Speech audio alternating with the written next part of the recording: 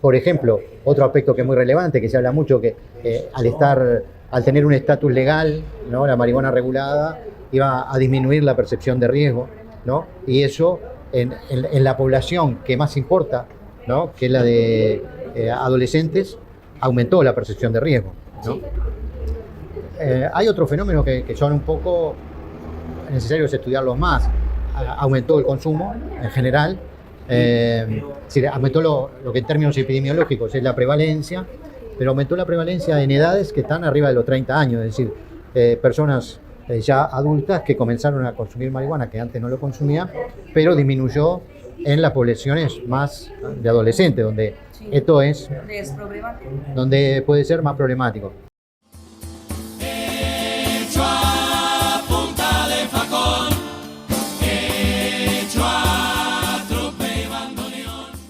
Eu queria que você me dissesse, desde a regulamentação da maconha aqui no Uruguai, o que você pode considerar que deu certo, que foi bom, e aquilo que ainda precisa melhorar, precisa de uma adequação. Lo más importante, me parece, es que se rompió un poco el prejuicio de que era imposible hacerlo, ¿no?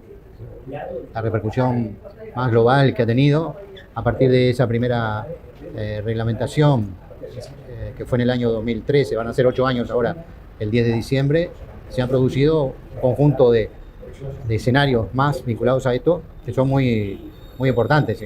Canadá, claro. Eso es muy relevante.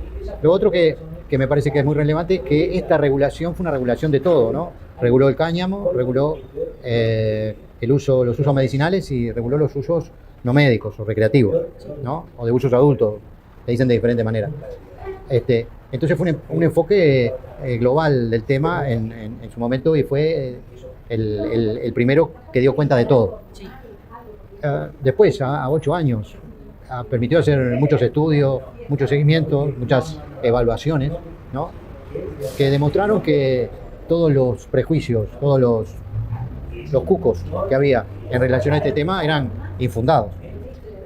No aumentó exponencialmente el consumo de marihuana en niños y adolescentes, por ejemplo, ¿no? Todo lo contrario. Hay estudios hechos por 3 universidades que son muy potentes, esos estudios, esos trabajos, que registraron los 5 primeros años de la implementación de la ley, que dan cuenta que, por ejemplo, otro aspecto que es muy relevante, que se habla mucho, que al tener un estatus legal, ¿no? La marihuana regulada iba a disminuir la percepción de riesgo, ¿no? Y eso en la población que más importa, ¿no? Que es la de adolescentes, aumentó la percepción de riesgo, ¿no? Hay otros fenómenos que son un poco necesarios estudiarlos más. Aumentó el consumo en general, aumentó lo que en términos epidemiológicos es la prevalencia, pero aumentó la prevalencia en edades que están arriba de los 30 años, es decir, personas ya adultas que comenzaron a consumir marihuana, que antes no lo consumían, pero disminuyó en las poblaciones más de adolescentes, donde esto es donde puede ser más problemático. Y esas me parece que son algunos aspectos de los más significativos. Después, en otros campos, en el campo, por ejemplo, de la seguridad y la convivencia, ¿no? Ahí hay trabajos también que se han hecho, hay relatos de las propias fuerzas de seguridad, de la policía, donde plantean que efectivamente el mercado se redujo significativamente, es decir, que la marihuana regulada captó una parte muy importante del mercado ilegal de la marihuana. Y después, como en todo proyecto, este proyecto tuvo una enorme dificultad, que no teníamos a dónde mirar, ¿no? Porque hoy quien regule, por ejemplo, si mañana Brasil regulara, lo primero que hace es ver el estudio comparado, ¿no? Puede estudiar Uruguay, puede estudiar Canadá, puede estudiar otras regulaciones. Nosotros no teníamos referencia, entonces hubiera un aspecto que la hicieron bastante restrictiva la ley, ¿no? En un contexto político adverso, ¿no? Donde, por ejemplo, en Argentina no estaba regulada y no había idea de regular, donde en Brasil no se hablaba del tema y no había ninguna perspectiva de hacerlo, ¿no? Entonces éramos una isla, ¿no? Es un pequeño David entre 2 inmensos Goliat, ¿no? Entonces ahí hubo un conjunto.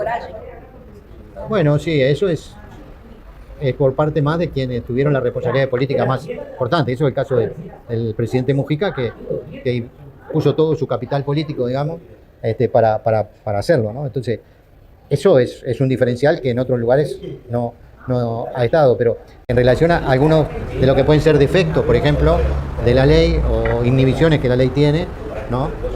Nosotros teníamos que garantizar de alguna manera que no se planteara en términos políticos, sobre todo, que Uruguay iba a ser una suerte de país dealer, ¿no? Entonces, por eso ustedes hoy están acá en Montevideo y no pueden ir a una farmacia a comprar cannabis, ¿no? O no pueden comprar cannabis legalmente bajo ninguna de las 3 formas que tiene, ¿no?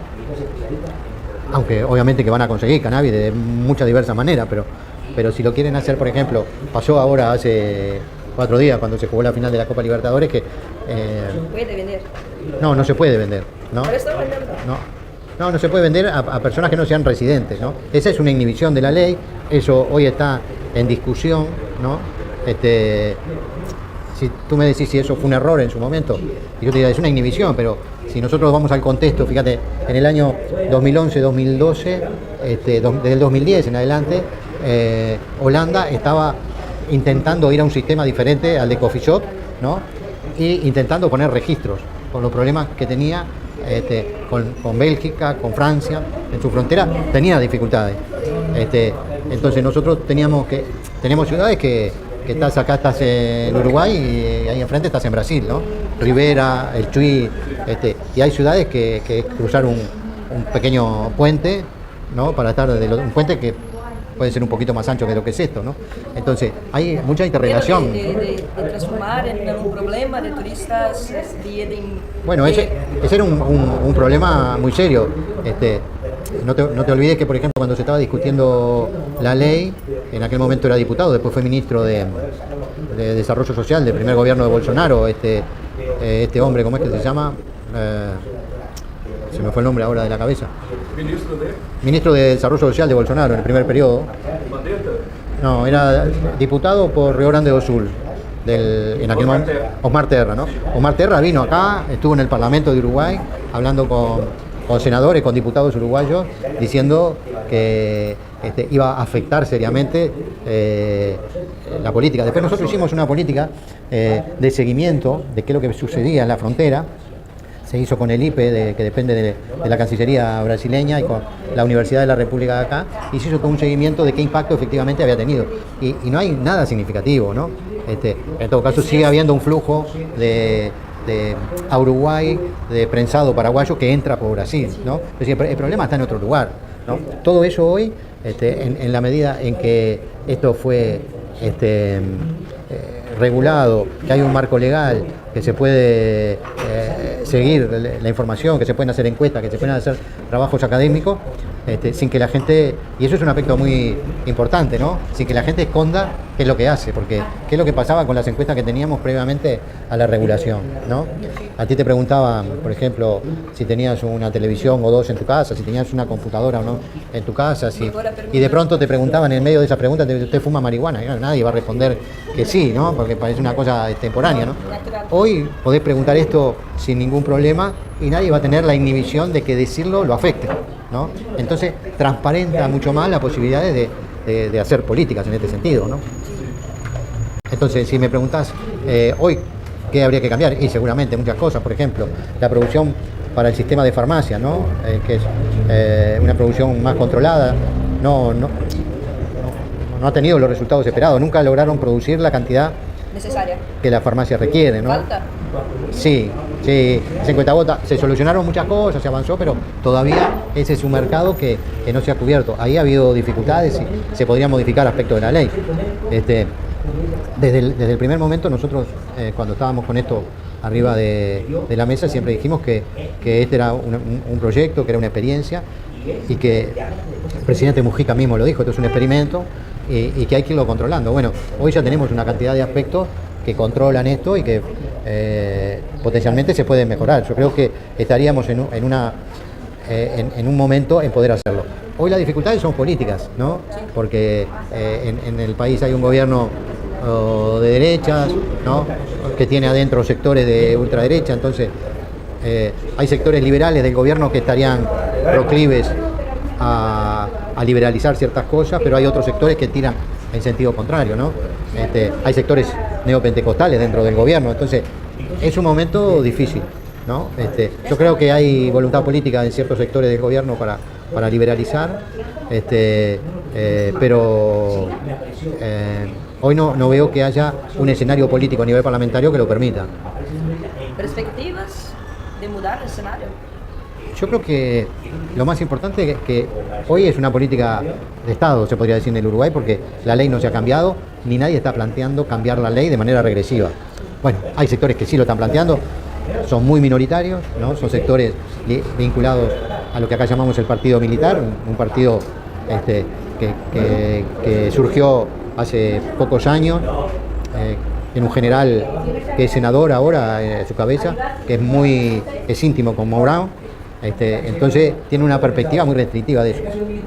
Pero el resto del espectro político hoy no tiene ninguna inhibición para poner la ley en discusión y avanzar en un sentido más abierto. No sé si efectivamente, digamos, esta coalición de gobierno tendrá espacio para hacerlo, porque tendría que votar dividida, ¿no? Entonces ahí empiezan otros juegos políticos que no tienen nada que ver con el cannabis.